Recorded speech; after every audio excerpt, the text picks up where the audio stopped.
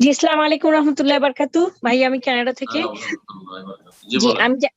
আমার যে প্রশ্ন হলো যে এখানে যখন কবর দেয় কানাডা আমেরিকাতে, তখন কবর তো বাঁধাতে মানা, এটা আছে হাদিসে। তো মাটির প্রয়োজনে মাটি সরে যায় বা মাটি বৃষ্টি হবে এই নিয়তে কবরটাকে চারদিকে ছোট্ট করে দেয়াল দিয়ে বাঁধিয়ে দেয় এবং নেম প্লেটের নাম এবং কবে মারা গেছে কোন সালে এটা লিখে দেয়। এটা জায়েজ কিনা? আর কোনো সন্তান যদি কোনো প্যারেন্টস এর জন্য, যে প্যারেন্টস মারা গেছে প্যারেন্টস এর জন্য যদি কোনো প্যারেন্টস যদি কোনো অন্যায় করে থাকে, সন্তান যদি সেটা আলোচনা করে, তাহলে সেই ব্যক্তির কবর আযাব হয় কিনা, এটা যদি একটু বলতেন, জাযাকাল্লাহ খায়ের।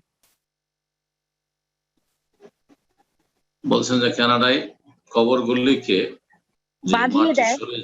মাটি সরে যাবে সেই জন্য বাঁধিয়ে দেয়। হ্যাঁ। যে জি, পাকা এবং নেম পাকা প্লেট দেয়। জি। পাকা ইট দিয়ে যদি বাঁধানো হয় তো জায়েজ নয়, হারাম। নাহা রাসূলুল্লাহ সাল্লাল্লাহু আলাইহি ওয়াসাল্লাম কবর, কবরকে চুনকাম করতে বা পাকা করতে নিষেধ করেছেন রাসূলুল্লাহ সাল্লাল্লাহু আলাইহি ওয়াসাল্লাম, নিষেধ।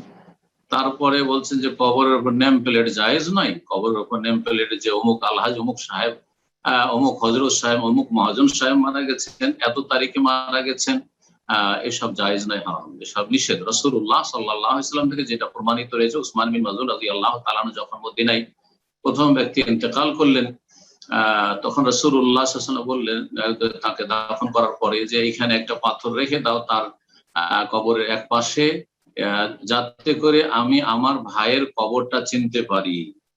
আরিফা বিহি কবর আখি, আমার ভাই এই উসমান বিন মাযউনের কবরটা আমি যাতে চিনতে পারি, আও কামা ক্বালা সাল্লাল্লাহু আলাইহি ওয়াসাল্লাম। সুতরাং এখন একটা ইট রাখলেন, পাথর রেখে দিলেন, যার মাধ্যমে চিনবো যে এটা আমার আব্বার কবর, এটা আমার কবর, এটা জায়েজ। কিন্তু লিখে রাখা যে এটা অমুক সাহেবের কবর বা অমুক ব্যক্তির কবর, এটা আমার ছেলের কবর, এসব জায়েজ নয়। দুটোই কাজ জায়েজ নয়। মাটি ধসে যাবে, মাটি তো মিশতেই হবে, এই জন্য তো দাফন করা হয়েছে, অসুবিধা নেই।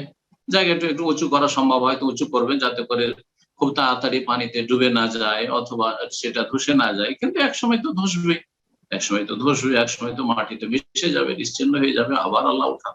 সুতরাং এসব কাজগুলি জায়েজ নয়।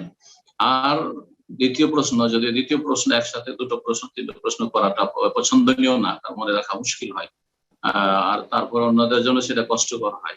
সেটা হচ্ছে যে বাবা মা কেউ ইন্তেকালের পরে, কোনো মৃত ব্যক্তি ইন্তেকালের পরে তার যদি সমালোচনা করে, তাহলে তাকে কি আযাব হবে? তাকে আযাব হবে না, এই ব্যক্তি গুনাহগার হবে। জীবিত ব্যক্তির সমালোচনা, গীবত করা, সেটা হারাম, কাবিরা গুনাহ। তাহলে মৃত ব্যক্তির গীবত করা সেটা আরো বেশি হারাম। রাসূলুল্লাহ সাল্লাল্লাহু আলাইহি ওয়াসাল্লাম বলেছেন যে উযকুরু মাহাসিনা মাওতাকুম, তোমাদের মৃতদের ভালো দিকগুলি আলোচনা করো, কুফফু আন মাসাউইহিম, তাদের মন্দ দিক যদি থাকে, দোষ ত্রুটি থাকে, সেগুলি থেকে বিরত থাকো। জি। তারপরে তোমরা তোমাদের মৃতদেরকে গালমন্দ করিও না বা তাদের দোষ ত্রুটি আলোচনা করিও না।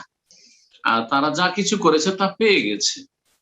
আর আপনার মুমিন ভাই বোন হয়, তাদের জন্য আরো বরং ক্ষমা চাইবেন আল্লাহর কাছে, যে আল্লাহুম্মা মাগফিরলাহু, আল্লাহুম্মা আরহামহু, আল্লাহ তাকে ক্ষমা করে দাও, আল্লাহ মাফ করে দাও, আল্লাহ তার কবর আযাব দূর করে দাও, আল্লাহ তাকে জান্নাতবাসী করো। তা না করে গীবত সমালোচনা করতে থাকবেন, তার মধ্যে এই দোষ ছিল, এই করেছে, সেই করেছে, এতে আপনারও লাভ নেই, বরং আপনি গুনাহগার, কাবীরা গুনাহ করলেন, মৃত ব্যক্তির গীবত, আর আপনি তার কোনো উপকার করে দিলেন না।